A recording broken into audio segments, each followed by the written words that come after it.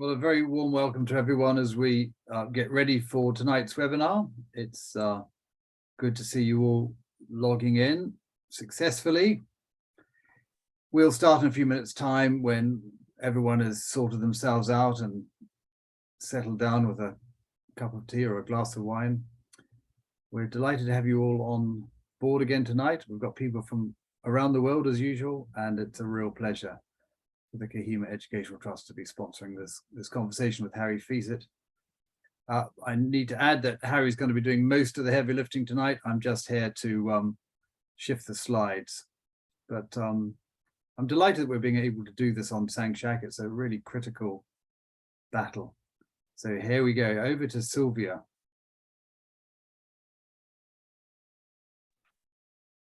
Well, hello everyone, and welcome back to our new series of KET webinars. We took a bit of a break in August, and the last time many of us met was in July when Rob Lyman treated us to a marvellous evening in York, which I know everyone there enjoyed immensely. I will take just a quick opportunity now to remind you that all of our webinars are available to view on the website. So if you want to watch any again, or if you miss some, they can be viewed at any time convenient to you. So a very big welcome to you all, especially to all our new viewers tonight. You picked a good one to join, I must say. The topic tonight is the Battle of Sanghshak, covering all the events leading up to it and the reasons why it happened at all. By holding up the advance on Kohima, the gallant defenders of Sanghshak caused irreplaceable Japanese casualties and added several days to the advance on Kohima. Those lost days were to prove a significant factor in the eventual Japanese defeat. Sanghshak was the first battle for Kohima, which is, of course, another story. Tonight, Rob will be in discussion with Harry Fecitt, who we are delighted to welcome back. Harry was the inaugural speaker at our very first KET webinar 18 months ago. He is a retired army officer who in his retirement has taken a keen interest in the less well-known incidents in British history, researching for multiple military journals. He is also the author of several books on the Indian and African armies in both world wars. His aim has always been to emphasise the often forgotten contributions and sacrifices by the soldiers of the former British imperial territories, and recounts the history often through the eyes of the common soldier. His most recent book, The Road to Kohima, co-written with Charles Chasey, tells of the battle from the Naga viewpoint, with many Naga veterans interviewed over several years. Dr. Lyman, you all know, a wonderful military historian and the author of many books, most recently, The War of Empires. If you haven't had the opportunity of hearing him talk live, you should look out for one of the many events he has lined up. We will try and take questions at the end. If we do run out of time, we will get a reply to you via email. Now, sit back and enjoy the next hour. I know that Rob and Harry will make for compelling listening this evening. Over to you, Rob. Thank you very much, Sylvia. Let me just bring all this up. And again, let me welcome you all to the session tonight, and a very warm welcome in particular to James McKenny, whose grandfather fought at Sanghshak, and this would have been his birthday. So welcome, James. So Harry, let's start with you, I think, as we begin this story. With this painting here, why didn't you start us off and explain why the Battle of Sanghshak is so important? Right. Could I just explain to the audience that I'm what I call a low-level historian. I work down at the bottom where the soldiers fought, because I think that's the right place to start. And this sketch is actually very informative. And I'll pull some points out of it. What we're looking at is two different armies fighting, but they are both Asian. On the left, you've got the Japanese, and you can recognize them by an officer wielding a sword. That sword, or a similar sword, actually had a very very definite outcome for the wounded, the British wounded at the end of Sangshak. One interesting thing as well is the long Japanese rifles. They were keen with the bayonet. They could get the bayonet in first.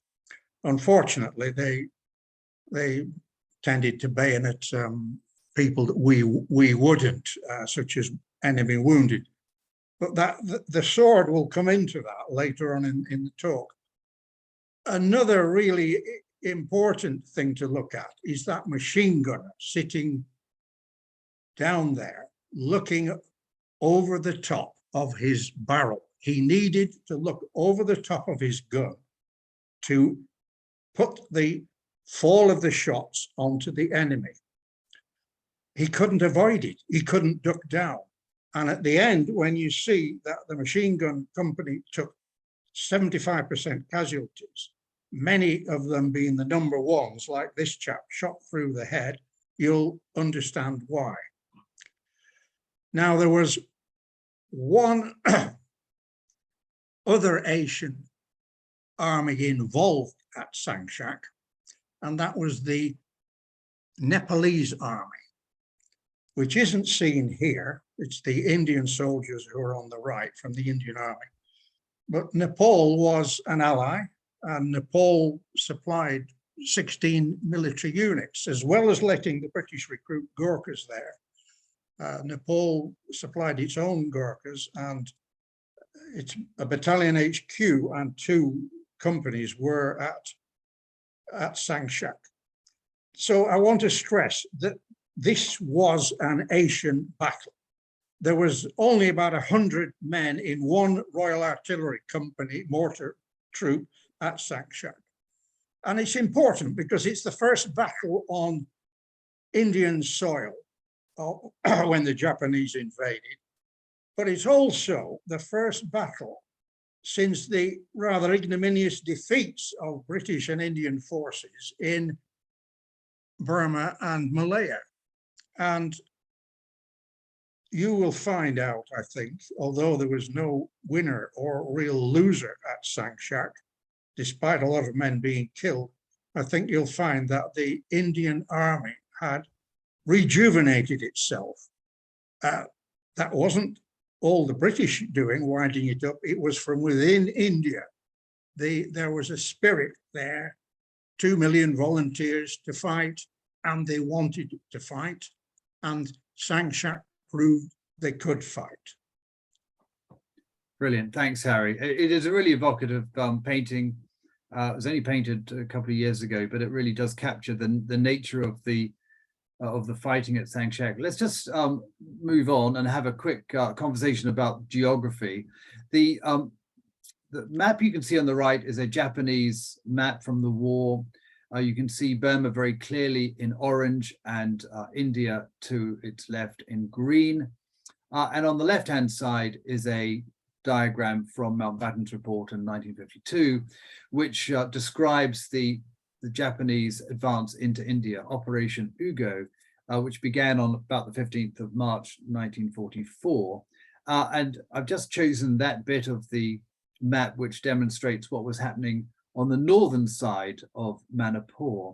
And we'll talk very briefly in a little while about what the Japanese were doing. But effectively, the Japanese invasion of India, you have in this northern part, the 15th Japanese Division advancing from the east towards Imphal. Imphal was the headquarters location of the 4th Corps. It was the place where the British would reconquer Burma, if indeed that was their intent, but it was the only place they could launch from India itself into Burma, and the Japanese were determined to destroy it. And there were 2 major thrusts here. The left assault, you can see the left assault unit of the 15th Division and the main force driving up to Imphal. And further north on the Chindwan at a place called Homelin, the southern advance of the 31st, the Sasato's famous division, moving up to a Naga village called Ukral, and then as a first step on its journey towards Kohima. And you can see a little bit more of the geography in these next 2 slides. The first on the left-hand side is from my friend Hemant Katosh, who's written a very good book on the the Battle of Imphal. And if you're ever traveling out to Imphal, take the book with you as a guide. And this essentially summarizes the major lines of communication around Imphal itself, which you can see in the center. Of pertinence to us is the area to the top right, and you can see Kamdong, which is a Naga village just above the Chindwin, and the road up there to Sangshak, and then round to Finch's Corner. If you can see it on my screen, you can see the arrow here. This is the primary route of the advance that we'll be talking about tonight, a Japanese advance into Imphal. And on the right-hand side, Harry, we've got a really useful diagram actually from the 1945 from Owen's history of the Burma campaign. And you want to say a few words about this particular diagram, Harry? Well, it's a very good descriptive one, because it shows on the right-hand side the range of hills that Nagaland encompassed, and the Japanese coming from there. I want to also point out that there is a range of hills on the left of the plain above the town Bishampur, and another Japanese division came up those hills. It advanced up the road from Burma until it was blocked, and then that division took to the hills. So we have to take our hat off to the Japanese for what they did and the terrain they were prepared to cross. And I personally believe that the Japanese vindicate Ord Wingate's long-range penetration theories and strategies, because they suddenly appeared, as we will discuss. Interestingly, at the top are two towns, well, Dimapur, you see, and then Toledo on the right. They are actually, I think, pretty instrumental in what the Japanese were trying to do. Dimapur was a big base, a British base, but Lido on the right, that was where the Americans were trying to create another China road. So it's good to see those. And that's a very helpful segue, Harry, into the question, why were the Japanese here at all? So you've seen the map of the Japanese advance into India. You've seen Dimapur, a very, very significant nodal point in the Allies' strategy for retaining Manipur and the Naga Hills and that part of Assam. So, Harry, why did the Japanese launch Ugo in the first place? And whose idea was it? Well, I wouldn't. First of all, they'd had a similar Operation Hargo in the Arakan, which hadn't succeeded, but they were determined, or one of the generals was, but actually determined to get across into India. I don't think he really had the full support of everyone above him, but he had the power to push it.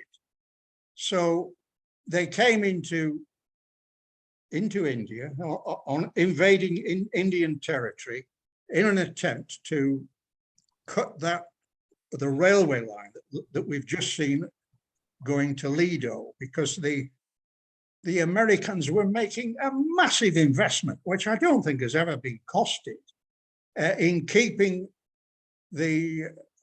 an air bridge going and trying to build a road to China to keep the nationalist Chinese in the war. Whether that was ever effective, nobody seems to have challenged yet.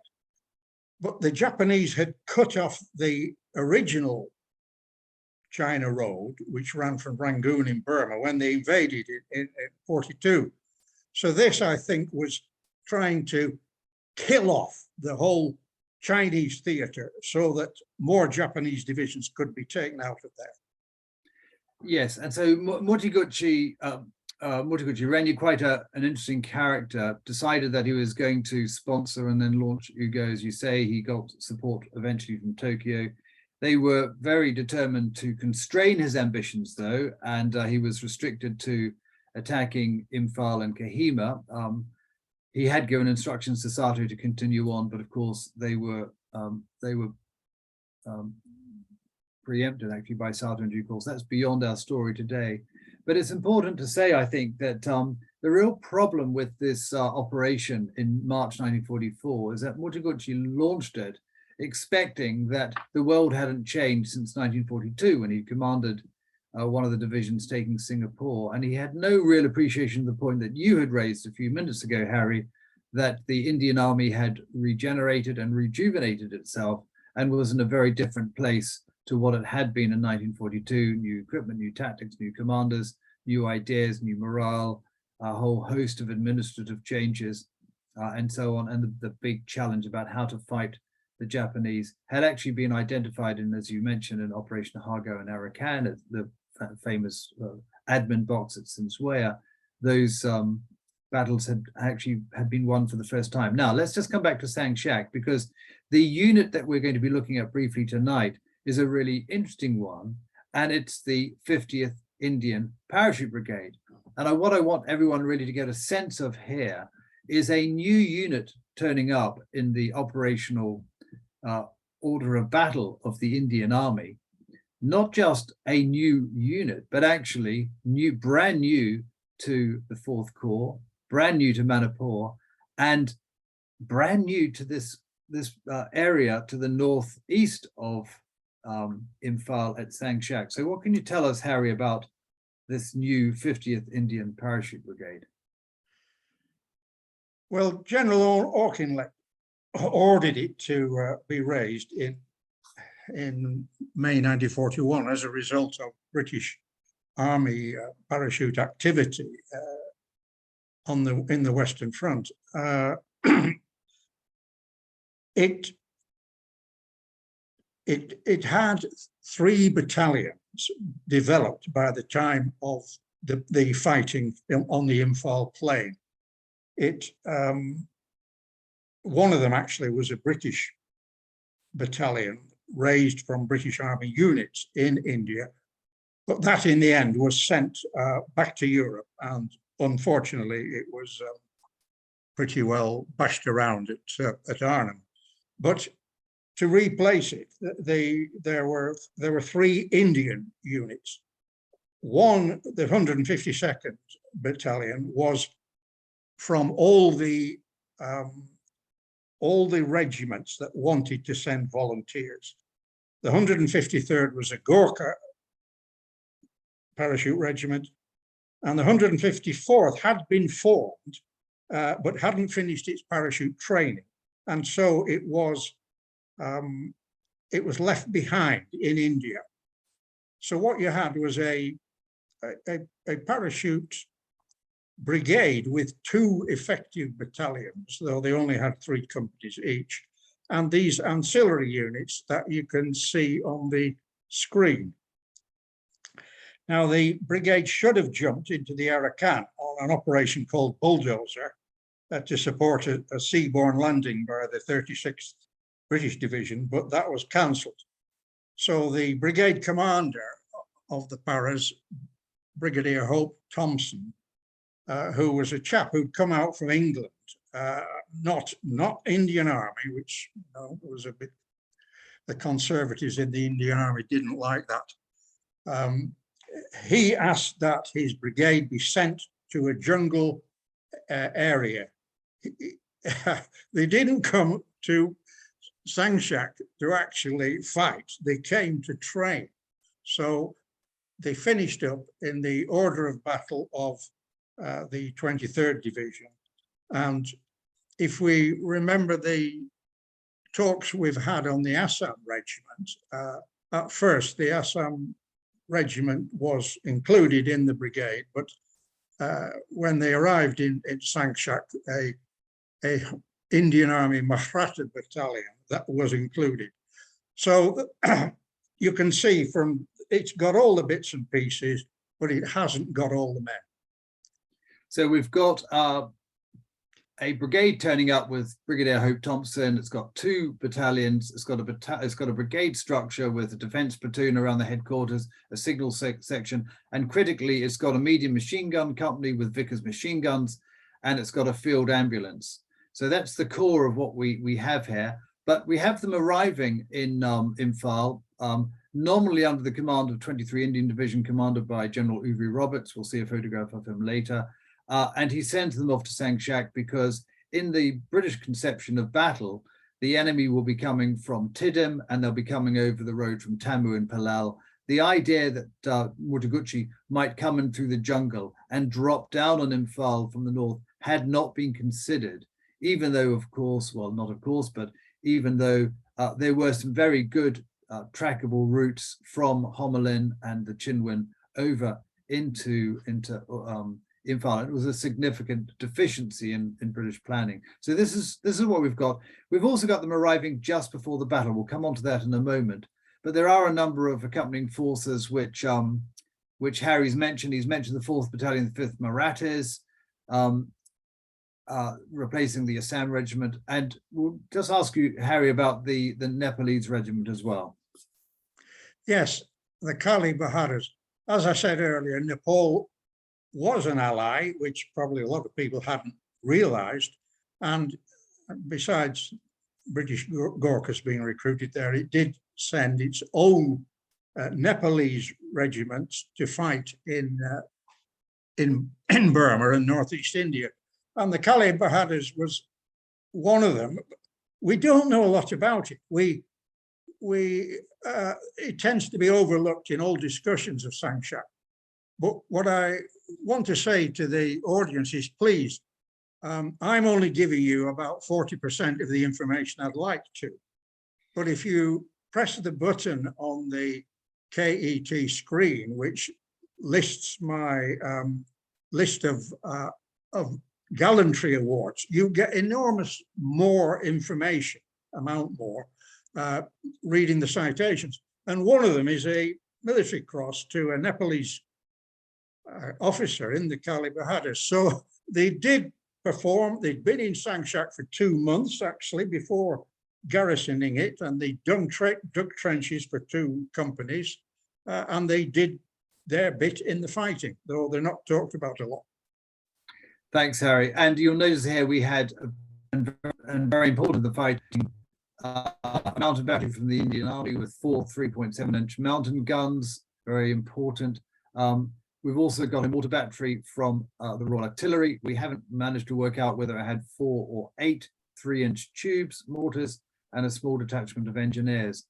This is just a picture of 2 photographs. One of Harry Roberts, actually, this is at the end of the war, on the left, who commanded the 23rd Indian Division, and General Geoffrey Scoons, who commanded the 4th Corps at Imphal. And as we have mentioned, 4 Corps responsible for designing quite a comprehensive and intelligent plan, actually, for the defense of Manipur, completely ignored the possibility of the Japanese doing what actually they were always very good at doing, which was infiltrating troops through areas where they were least expected. And I've just got this question now for you, Harry. When the Japanese did launch their invasion, when Ugo got underway, how did the Japanese reach Sanghshak, and how did we know about it? How did we, the Allies, 4 Corps, know about it? Well, we had 2 intelligence-orientated organizations which actually crossed the Chinwin into Burma. One was V-Force, which was tasked to go 20 miles inside Burmese territory and bring back information. The other was a more refined unit, which went in deep, far more deeply, and that both of them sent back information, and that there was a massive movement within Burma of Japanese troops. Things like that intelligence people are meant to pick up herds of cattle being driven northwards, which was rations on the hoof of the Japanese army, and of course the movement of troops northwards. So it was no secret that the Japanese were going to do something. And if you read the Assam Regiment history, you see that a lot of Nagas, who we mustn't forget, this was their home and it was a being battleground. They came over from the Burma side and their torches, the bamboo torches, were lighting up the tracks as they walked down. And they came over and told the people at the Assam Regiment and V-Force, look, the Japanese are in a big way over in our villages, and we've come over here. So it was no secret that it was going to happen. But the Japanese, they reached Sanghshak, and on the other side of the plain, the mountain ranges, they crossed it by using a web of jeep tracks that V-Force had made to support its depots, which were on the Chindwin River. The Japanese had wrecked these. They knew they were there. They had also wrecked other minor tracks. And so they used the vehicles that could use those tracks, which were basically elephants and ox-drawn carts. They did also capture some jeeps from overrun V-Force depots, because they had some of the natives in that area allied themselves quickly with the Japanese and showed them what was going on. So there was no secret to the Nagas that the Japs were coming, but it was to everyone else.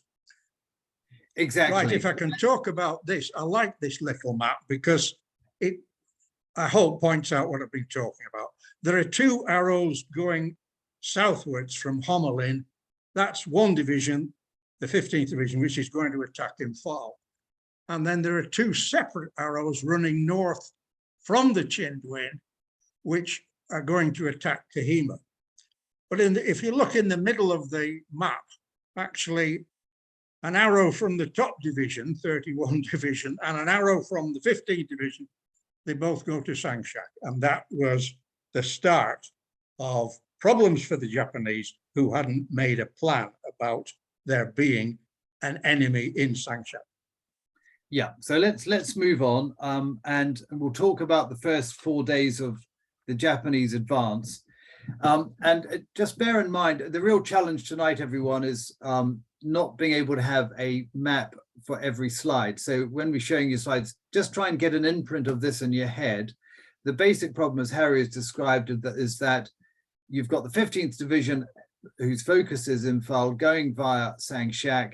You've got the 31st Division going on towards Kohima, a part of it going to Withdrawal under the command of one of the major generals in the division. I'll explain that in a moment, deciding that actually he needed to remove the threat that existed at Sanghshak when they got to it. So we've got a slight problem there for the Japanese. This photograph on the left, Harry took in 2014 from Finch's Corner. Finch's Corner is down here, where the 50 Brigade headquarters is at the start of the operation. And it gives you a really good view of the sort of terrain that the soldiers on both sides had to fight through. And Harry will talk through that in a moment. I mean, you've got to take your hats off to all the infantry soldiers, well, everyone fighting in this terrain. It was absolutely terrible. But let's just start with the 15th of March. The map on the right-hand side is taken from Harry Seaman's book. And you've got the Chindwin on the right-hand side. You've got Sanghshak here, down here. And the story of the first 4 days is essentially one where Brigadier Hope Thompson, who had no inclination, had no briefing that the Japanese were on the march or were about to go on the march, had split his companies across the hills in this region in order to enable them to begin their collective training as companies and as battalions. And it was clearly not a mistake. He had no idea that the Japanese were coming, but if he had known the Japanese were coming, he would have concentrated them first. So we have a sense in the initial 4 or 5 days of this battle, as the Japanese started coming along, of lots and lots of the 50th Parachute Brigade companies spread across the area. Over here on the track going to Pushing, C Company was on point 7378. We'll mention that again. Troops are also on Badger Hair, on Gammon, spelled incorrectly, but Gammon Hair. Right along on these two tracks, down to Kidney Camp, which is quite a famous part of the battle, to Sanghshak eventually. And the story of these 4 days is that on the 15th of March, the first units of Hope Thompson's brigade arrived in the area. And on the 16th of March, the day after, lo and behold, the 15th and 31st Divisions of the Japanese Imperial Army crossed the Chindwin and march towards Ukral. On the 18th of March, they continue that process on the 17th. And on the 18th, Brigadier Hope Thompson and his headquarters, with a number of his subsidiary units, the Machine Gun Company and the Field Squadron, arrive in Latan. So the Japanese are in the area before even Hope Thompson and his brigade headquarters can get there. The 4th Battalion, the 5th Marathas, have now arrived at Kidney Camp, settling in for their first night, thinking that they were going to start training the next day. And the 152nd Parachute Battalion had pushed companies forward to Gammon Hill, Badger Hill, these two places here, and point 7378. And interesting, on the first day, the troops get there, and all of a sudden reports come back to say that large numbers of troops, which could only be Japanese, have been observed marching in from the east. So this is the first shock. A newly formed brigade, scattered to the four winds across this very remote, difficult terrain, suddenly spots that the bad guys are coming towards them. What are they going to do? How are they going to survive? This is unprecedented. It's unplanned for. And the story of the next few days is the story of how Brigadier Hope Thompson galvanizes his brigade, comes up with a plan very quickly, brings his brigade together at Sanghshak, and fights the first encounter battle of Operation Ugo. And he fights an encounter battle that Harry described at the start as neither winning nor losing, but it had a very significant effect on the Japanese. We come to the 20th of March, a message is gotten back to Uwe Roberts, who sends a signal to the brigade saying, look, guys, I know we've just dropped you there. I know you haven't been prepared for battle. You've done none of your inoculation training. We haven't given you battle quantities of ammunition. You don't have any spare water. You have no barbed wire, so no defensive equipment. And we know that you've only got 3 companies per battalion, but hang on as best you can. And your task is to defeat or destroy the Japanese moving west through the Naga hills. It's an absolutely fascinating set of orders from Uwe Roberts here, because you'll notice in the last paragraph, he says, the penultimate paragraph, your continued resistance in your present area of operations is an essential part of a plan. It wasn't, because it didn't exist, for the defense of the Imphal plain. Uwe Roberts recognized, gosh, if there are large numbers of Japanese coming through the hills and they're going to be dropping in on Imphal from the north, that's something I haven't considered, and I need you guys to solve for me. There's no one else there. It's only you.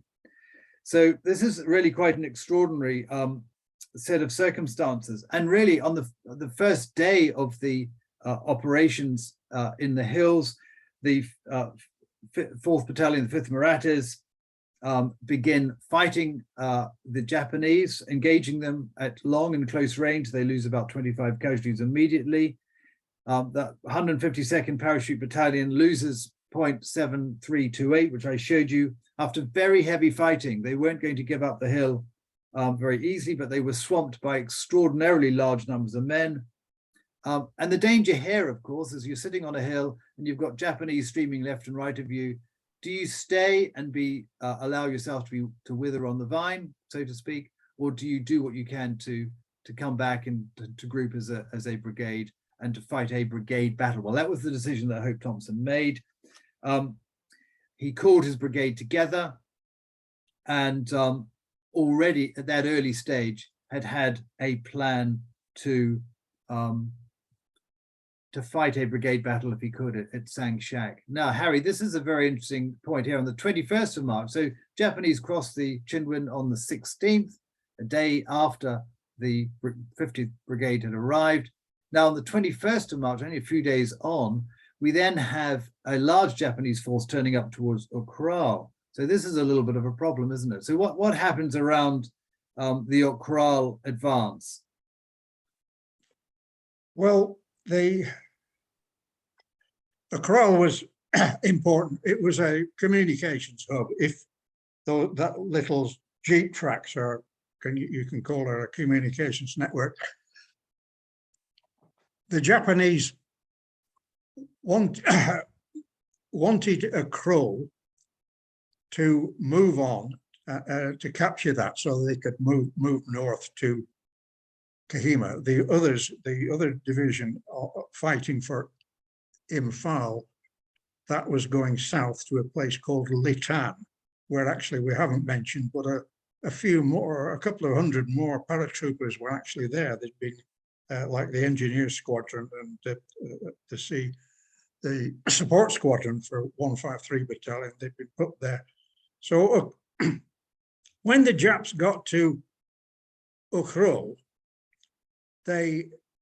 one of their generals, so I'm going to leave it to you to describe what he did and why he did it, turned around and saw what was happening at Sanghshak. So he was a 31 division man. His job was to get up the road to Kohima, but being a prudent chap, he wanted his lines of communication preserved. And as we can see from Robert's orders, the 50 Para Brigade were meant to go out if bypassed and attack those lines of communication. So the general there turned round and got himself involved in the fight at Sanghshak, when really that was in the 15th Division area and should have been left there. And that was the start of horrendous problems for the Japanese, but also the start of a horrendous death toll on both sides of the battle.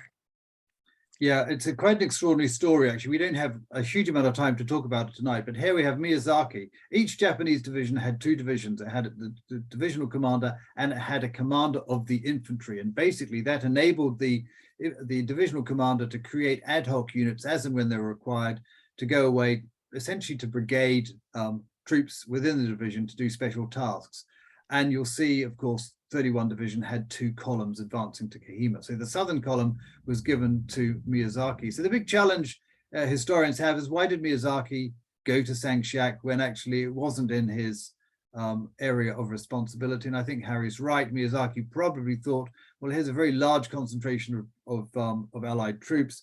I'm worried about them being on my flank as I advance. It may well have actually been quite a prosaic point where, in which he, as an infantry officer, wanted to seek battle, and the Japanese were very, very focused on seeking battle, whereas his operational objective was Kohima. We don't have any time to go into that, but it's a fascinating conversation, or a point of discussion. Why did Miyazaki go? The result of the Miyazaki decision was that southern column of the 31st Division suddenly became embroiled in this quite remarkable battle for Sanghshak itself. So let's just bring us up to speed. We're now on the 22nd of March, 1944. Harry's going to talk us through the dispositions, but at very, very fast pace. Hope Thompson has quite incredibly brought everyone back either into Kidney Camp, which is just up the road, or on the 22nd into Sanghshak itself. In due course, everyone will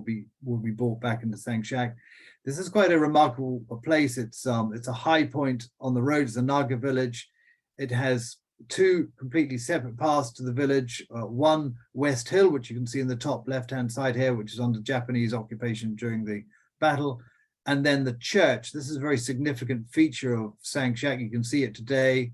And it's the top left-hand corner of the defensive perimeter. I've actually walked around all the trenches around here where the field ambulance were are still in the jungle today. But Harry, right, so 22nd of March, Hope Thompson's done quite a brilliant job in bringing his brigade together. He now has to create a defensive plan and hold this in accordance with Uwe Roberts' instructions, effectively to the last, because this is going to be a significant barrier to Japanese ambition. So why don't you talk us through the dispositions of the Sanghshak position? Right. It's a good sketch. It misses off one point, actually, on the original sketch in the Indian Parachute Regimental History. That's Where Were the Mules? And I'll come to that in a minute. The vital ground was what is called plateau. Whoever controlled that controlled the box. We'll call this the box. It was about 600 meters long by about 300 meters wide at its widest. One feature which we didn't control was West Hill, which you see up in the northwest corner. And that was to prove very troublesome. And who knows, if we'd had that 3rd Parachute Battalion and we'd occupied West Hill, who knows how the battle would have gone. But before I go around the units, there are 2 points that say water point. Where are they? They're not in the box. And that was to prove a real problem for the Indian and British defenders. Right, 152nd Battalion held the vital ground. And then we go to the right, and the Kali Bahadur Regiment then occupied that ground. And on that northeast corner, there must have been a shallow valley because the mules were put in there. Then we come on to the Mahrattas, who held the eastern side, and they went round the corner and held the southeastern side. Then there was the defense platoon, which unfortunately got decimated later on in that kink. And then 153 Gurkha Para Battalion had the rest of the perimeter. We see on the right, 26th of March, field ambulance. That was going to change. We also see that in the figure 3, that's where the mortar troop were, and the mountain battery in 1. But the big problem about all this was they couldn't dig in properly, as you'd expect infantry to, because about 3 feet down, there was a big slab of rock which could not be penetrated. And so defenses had to be built up as well as excavated down. Good picture from the west, looking at the defensive position of the British, which is there on that hill. The highest point is the plateau, which was the vital ground. We mustn't assume, of course, these buildings were there. They weren't. There were a lot of bamboo buildings that got quickly burnt down on the first night. So we've got a real problem here with the fact that there's no barbed wire. We occupy the high ground. The Japanese are all around us, particularly focused on the 152 battalion area. They occupy the area where Harry's taken the photograph from, which is West Hill, which is quite dominant and dominates the southern flank of the defensive position. So this whole area is under enemy fire at all times. But there's something interesting about the Japanese tactics here, really from the start, from the first day, from the 20th, Harry, all the way through to here, to maybe the 22nd, 23rd. The Japanese tactics were unusually reckless. Can you say anything about that? Yes, and it surprises me, to be honest, but they had got used to the heady days of beating the British earlier in the war, and they thought, if we're tough enough and hard enough, we will overcome. But I think there's another point to bear in mind, which is the one big drawback of coming across rough country.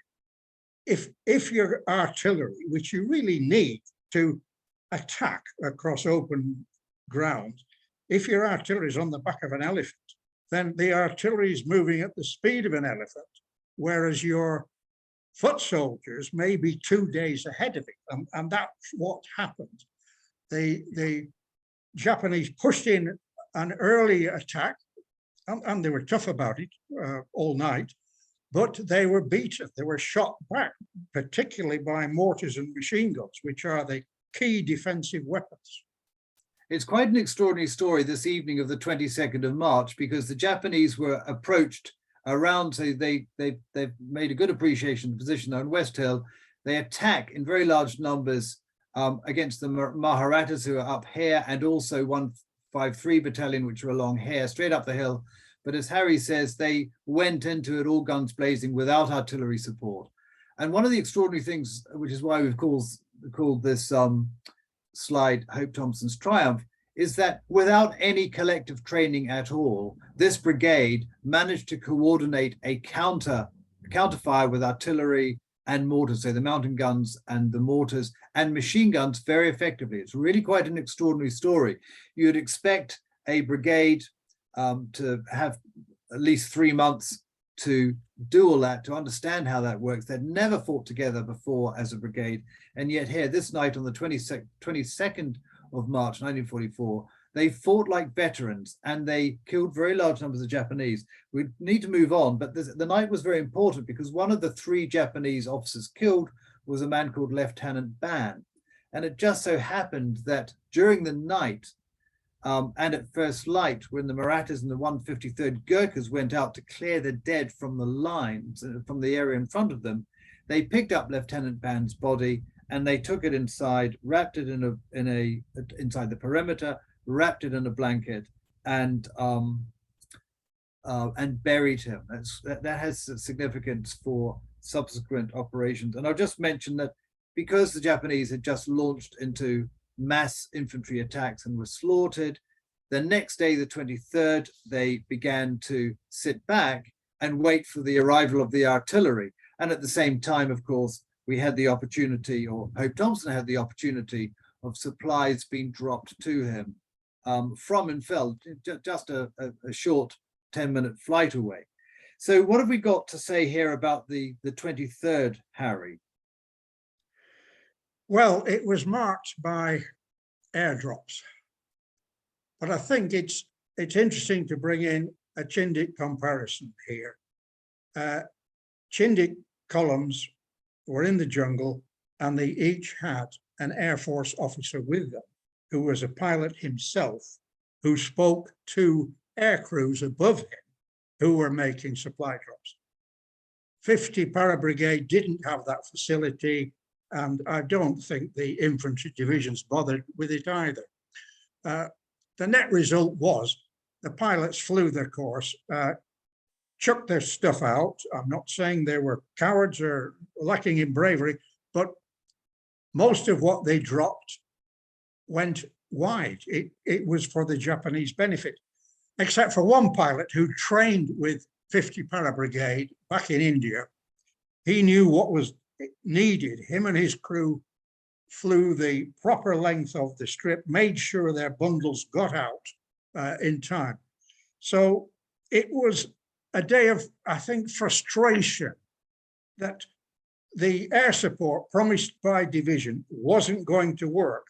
And despite requests to get it to be changed, it wasn't changed. It needed those Chindik pilots on the ground to change the situation, and they weren't there. And to be fair, that was a real problem with Kohima as well.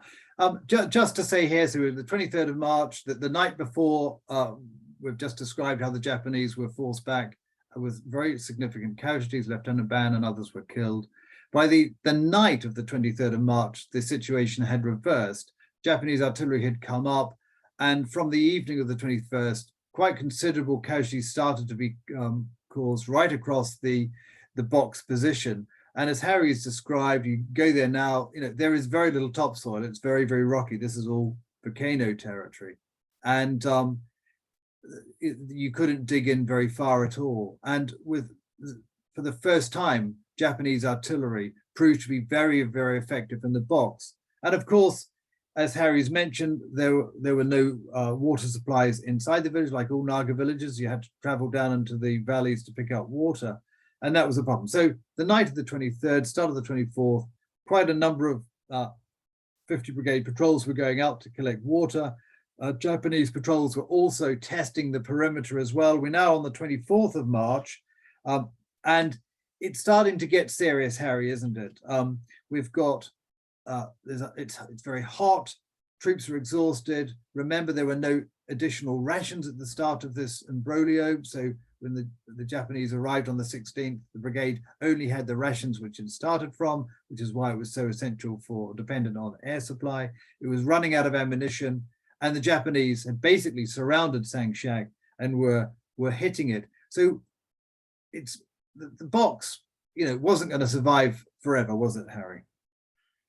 No, and it's quite surprising that the defenders put up with what was happening. Graves were being broken open by the Japanese shells, and the decomposing human and mule bodies were adding a stench to the atmosphere. And we did have some counter air, didn't we, coming in from hurricanes?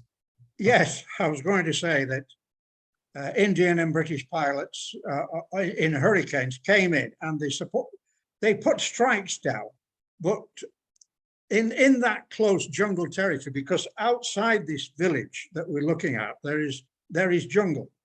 It's very difficult for target recognition for the pilots, and sometimes they hit inside the box. But that's life. If you call an airstrike, you don't complain if it comes too close to you. The big problem, I think, that this day was the field ambulance overflowing with casualties, and it had to disperse its wounded in shallow trenches all around the box, which was a problem. There was one interesting thing that happened this day, and that was capturing a map off a dead Japanese officer. And the map, it's reminiscent of that map that was captured by the Germans during the Arnhem battle. It had everything on it. This had everything on it about the 15th and 31st divisions heading for Imphal and Kohima. And a very brave man, and one of his other men with him, who was equally brave, the brigade intelligence officer, exfiltrated the box, which shows you could get in and out of Sanghshak. It wasn't a tight cordon around it. And he walked down on the plane, got to Corps HQ, gave them the information, and then walked back again into the box. What happened to the information isn't clear. The Corps HQ didn't jump on it, but I believe there's a book coming out shortly which is going to add a bit more to that story. Yes, we do know that the 23rd Indian Division had that information, and it's in their war diary and so on. But you're absolutely right, Harry. The question is, to what extent was this acted upon? And we just need to remember, of course, the overall context of the battle around Imphal. Japanese are coming in from a number of spokes. This was one of many battles that were beginning to take place at the time. Now, let's just move on to the 25th. So the situation is getting worse and worse. Water's hard to come by. Ammunition is scarce.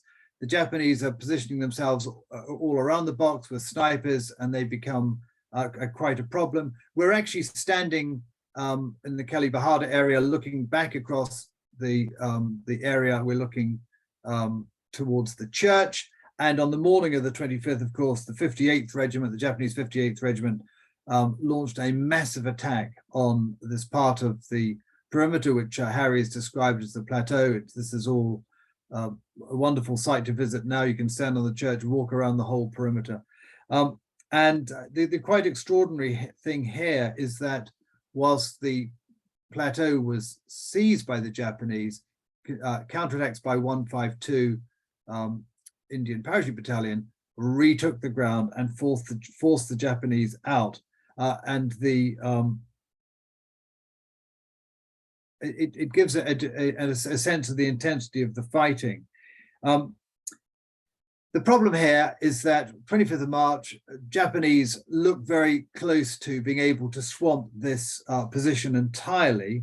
So we then start moving into a position where Hope Thompson is questioning Uvri Roberts' decision or orders to stay put. And part of the rationale for sending the courier back, the runner back into Imphal, was to get instructions as to whether Uvri Roberts's orders needed to be adjusted.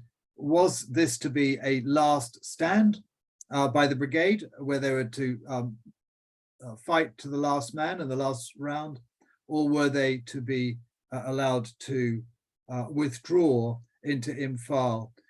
It's always a critical problem for a commander making that particular decision, because strategically it might be that his superior officer, the general officer commanding the 23rd Division in this case, wants that sacrifice to be made. But as the brigade commander, Hope Thompson had no inkling as to what Uvri Roberts really wanted.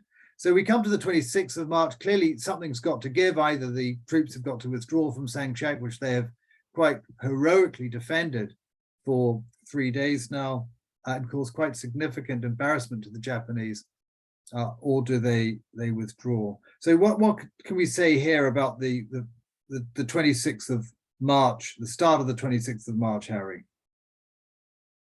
Well, it was as it says there, it was the climactic day. This was going today determined what was going to happen at Sangshak. And 152 battalion, very weak now, had lost a lot of men. They lost some ground, including a gun pit with a gun in. But everyone fought back. The gunners, particularly, both the gunners on the mountain guns, their OC, and the mortar troop OC, both were killed fighting to get the gun back. They did get it back, but they didn't get all the ground back. The CO of 152 then dug out everybody from HQ, cooks and everything, and he led them in on another attack. He was wounded. His QM, his quartermaster, pulled him out of the fight and took him to the field ambulance, which shows that even the QM was up there. So they didn't take that vital ground. The Japs were clinging onto it. So Hope Thompson ordered 153 Gurkha Battalion to take C Company, led by a man called Jimmy Roberts, who had won an MC by being one of the first parachute jumps into occupied Burma. And later on, he was famous as in the Himalayas on running expeditions. He, with his C Company, came out so that they could make a proper plan. They could prepare to get in. They couldn't get supporting fire because the enemy was too close. At 50 meters, you can't use your mortars or your mountain artillery. You needed grenades, and hereby there was a problem, because to use a grenade, you have to prime it first. You unscrew a cap and you drop a fuse in, and then you screw the cap on, and then you're ready to go. When you pull the pin, you've got 4 seconds to before it explodes. But it was found that a lot of the fuses were the wrong ones for those grenades. So grenades were needed in lieu of artillery. So Robert sent a lot of men around the whole perimeter to collect grenades off all the other units. Sadly, some observers thought it was people running away, but it wasn't. It was to get the grenades.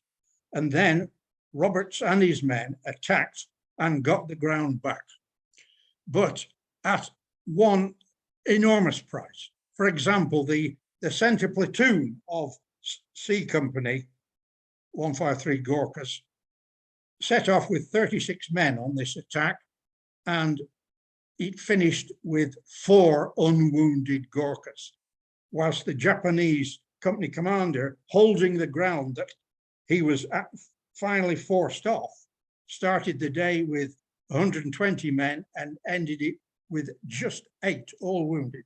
This was intense fighting, intense infantry fighting, man to man, with Gurkha kukris, bayonets, and even, you know, whatever it takes, club them to death. You've got to get in those trenches and kill them. Don't mess about. And interestingly, a future Indian Army Chief of Staff was there, Lieutenant Malhotra, a mountain gunner, and he was there and getting his gun back. Fantastic, Harry. I'm just conscious of time now. It's Yep, quite sure. an extraordinary story, but the point here is that both sides are fighting viciously and almost fanatically for their own territory, and the counterattack by C Company there was really quite dramatically successful. As this fighting was going on, to cut a very long story short, the 23 Division rather sent a message through saying, fight your way out tonight, get out. There is no point in sacrificing yourselves on this position. You've done all that is needful, and we expect you to find your way back through the jungle as you can. Hope Thompson then established a conference with those commanding officers who were still alive and ordered the men to get back to Imphal that night, on the night of the 26th of March. So there was no waiting till the morning. Interestingly enough, the wounded were told to, troops were told to leave, or units were told to leave wounded where they were, which was a worry given the Japanese predilection for taking the lives of wounded in previous battles. But this was the decision. There was no real opportunity to take the wounded back over this sort of terrain that you can see here and here. This is really quite extraordinary. This is from the football pitch actually at Sanghshak. This is looking east, but actually if you went west, it's exactly the same. The story actually, and just wrapping up now, was that the evacuation was undertaken very successfully.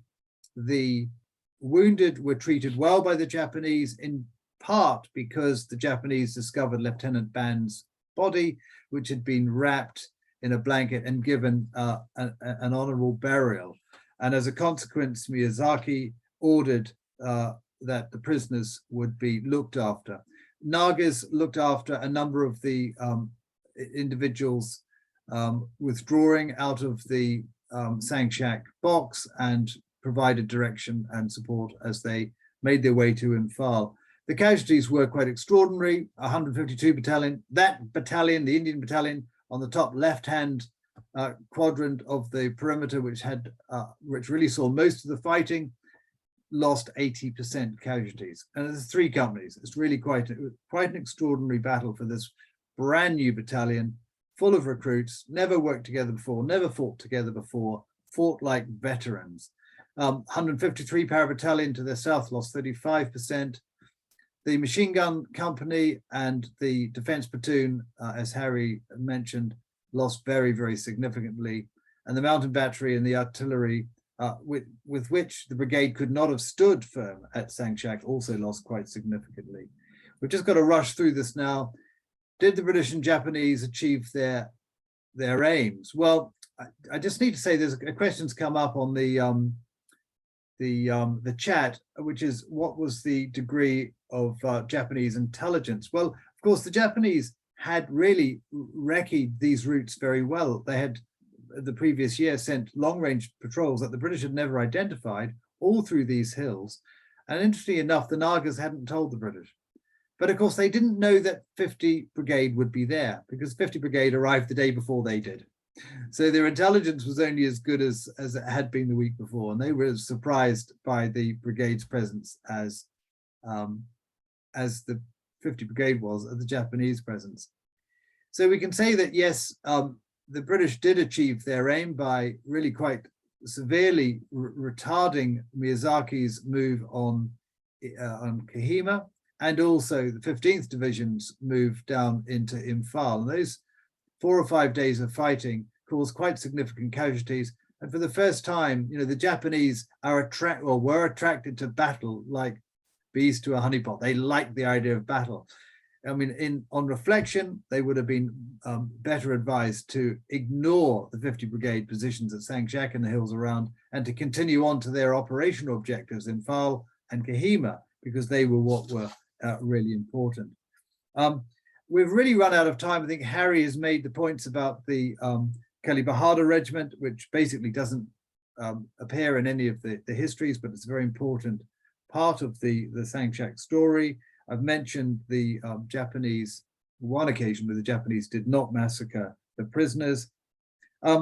It's also very interesting, actually, from a historical and historiographical point of view, to see how different regiments and divisions regarded the story. We don't have time, I'm afraid, to discuss this tonight, but it has been a source of irritation both to Harry and me over the years, where the 23 Brigade story is quite fundamentally different to the Parachute Brigade story, and there's considerable degree of what's the word I want, unalignment between the two, and that's fair enough. It's those war diaries and histories actually reflect what those units saw, but they have never been brought together in a coherent way. Harry Seaman's done it to defend some of the opprobrium cast on this man here, Hope Thompson. And we don't have much time, Harry. What can you tell us about what happened to Hope Thompson? Right, on the march back, he took a bad fall and was concussed. When he arrived down in Imphal, he was hospitalized and flown back to England as soon as possible. They didn't even take an account of the battle from him. There was a tag added to his medical document that he'd had a nervous breakdown. Whether he had or not, I don't know. But can anyone blame Hope Thompson for having a nervous breakdown in the middle of the Sanghshak battle? How many others had nervous breakdowns as well, and they were concealed or not realized at the time? Anyway, he made good. He went back to England, got fit, and proved that he was what he was by winning a DSO as a battalion commander in Germany, which wasn't a particularly easy thing to do.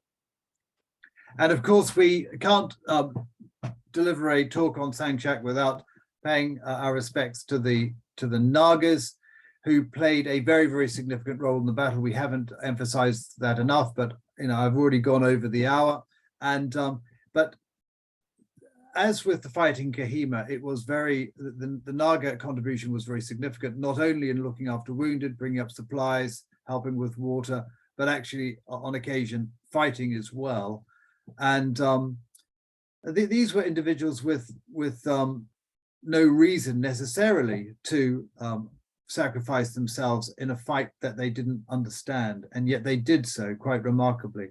And it's interesting going back to Sanghshak. Now I'm going back again next January to talk to the villagers, and it's a very, very significant part in their in the history of their village, and they're very, very proud of what 50 Parachute Brigade and them managed to do in those far-off days in March 1944, where the first battle, not just of Kohima, but the first real battle of the Japanese invasion of India took place. And it was I would say it's a resounding success for Hope Thompson, who didn't have the equipment, didn't have the trained manpower, didn't actually have the manpower.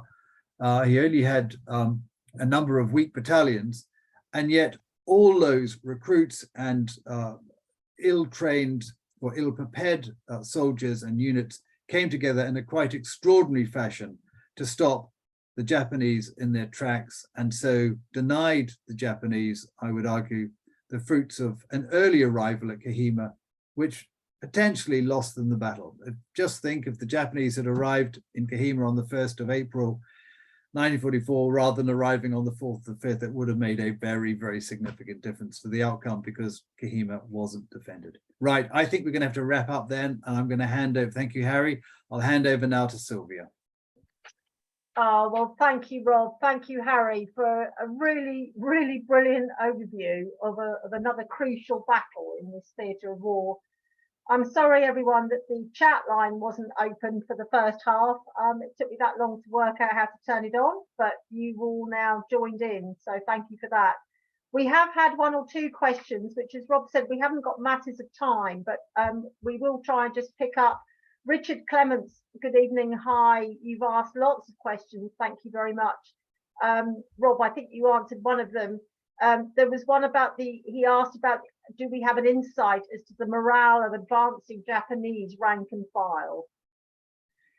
Well, Richard, of course, is writing this book. All we can assume in 1944 is that morale was high at the start of Ugo. It was very high. We know it was high in because we've got lots of evidence in Hago, and there is some surviving Japanese documentation, which I think you've got, Richard, from Ugo, which demonstrates that all the Japanese soldiers thought this would be just another rollover, and morale was high. But of course, Sanghshak was one of those things that inevitably puts a dent in your morale. The highest morale always comes from victory on the battlefield, and the more you're knocked back, the lower morale falls. I think this is the start of a quite significant decline in Japanese morale, quite unusual decline in Japanese morale in Burma and India in 1944. Thank you, Rob. And James, thanks for joining us tonight, and happy birthday. 100 years old, your grandfather. It's wonderful. And you've asked, will we ever know which soldiers or officers were in C Company of 153rd Battalion who performed the heroism to get the ground back? Would Rob or Harry like to take that one? Harry, we know quite a lot about them actually from the war diaries. Harry, why don't you answer that? My screen's just blocked now. Will we ever know which soldiers were in C Company? No, there's a lot of things we'll never know. We'll never know who did what, because you never know on a battlefield the full story. So maybe if the war diary could be produced and we could get into what happened in 50 Para Brigade, maybe we could name names, but I don't think that's possible today with what we've got left, this was an Indian Army unit. It's not they have their own way of dealing with World War II history. So when I said yes, I meant that we know quite a lot about the battalion from the citations, but we don't have the war diary, which is the critical thing. We'll have a separate conversation, Richard, about accessing the diaries in Delhi and see what's there. And I think just we'll take one more. Nicholas Short asks, are there many Japanese histories of these battles? And as an aside, do Japanese battlefield tourists visit these sites as the British do? Or is it regarded as them by something best forgotten? I thought it was quite an interesting question. Yeah, thanks, Nick. The Japanese don't have many histories of this battle, or indeed of the whole of the Imphal battle, for the same reason that we don't have many German histories of Dunkirk, because the people who fought at Dunkirk ended up dying in Russia. And it's the same thing here. We don't have much written material from Japanese perspective of these early battles, because many of the Japanese soldiers subsequently died. The casualty rate was horrendous for Ugo. There is some material, not very much, but most of that which has been produced has already been mined by historians over the years. Very interesting, your second part of the question. Yes, the Japanese are very, very interested in battlefield history, particularly for Imphal, because it's a very interesting phenomenon in Japan. when you go to Japan, you talk about the Second World War, the one battle that characterizes Japanese military failure is Imphal, the Imphal operation of which this battle was part. They don't talk about Iwo Jima, Okinawa, or Guadalcanal, or Peleliu. Interesting enough, it's not the Pacific campaigns which they talk about, it's Imphal, because Imphal saw, well, my view is that, I did a program on this for Japanese TV a number of years ago. Imphal saw the height of Japanese hubris with Mutakuchi Renya and their most profound military failure. They launched an invasion of India and were beaten back by Indians, and they didn't take it well. But yes, you'll see lots of Japanese now in the Naga Hills, the Nagaland and Manipur, paying their respects to the dead and being very respectful about it. They invest a lot of money in Manipur. There are lots of, when you go next year, Nick, you'll see this, lots of Japanese memorials now, and it's quite remarkable. In the way that you don't see Germans undertaking battlefield tours, you do see Japanese. Sylvia, will you let me answer Chris Oliver? What did the brigade do for the rest of the war? Go on, Harry. Very quickly. Right.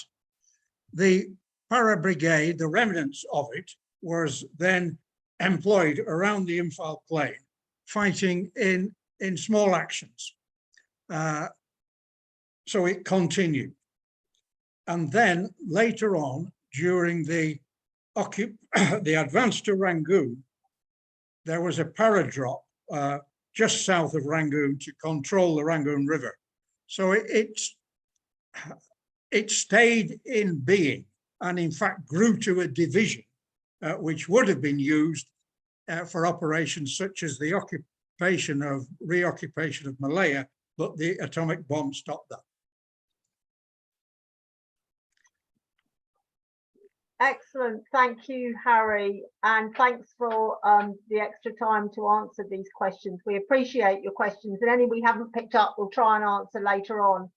I wanted just to say the last slide that they talked about, Harry and Rob talked about the Nagas. It is this final thought that is the foundation of the Kohima Educational Trust, whose founders were mostly veterans, wanting to make their memory mean something and to do something for future generations in Nagaland.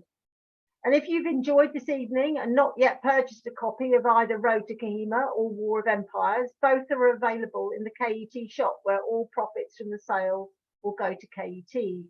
We have lots of new items for sale, with more arriving frequently. And all of Rob's books are also for sale here, along with beautifully made bags and shawls. And we've got some Christmas cards arriving in the next week. As I said, all profits from any sale go directly to our work in Nagaland. So alternatively, if you may simply want to make a donation, the webinars are free to view, but if you have enjoyed the talk tonight and wish to make a donation, this QR code will take you through to the donate button on our website. It couldn't be easier. Thank you for joining us this evening. Our next webinar is scheduled for October the 27th, when our chairman, Steve White, will be in discussion with Rob. The subject that evening, Charles Palsy. See you then. Good night. Thank you, everyone. Good night.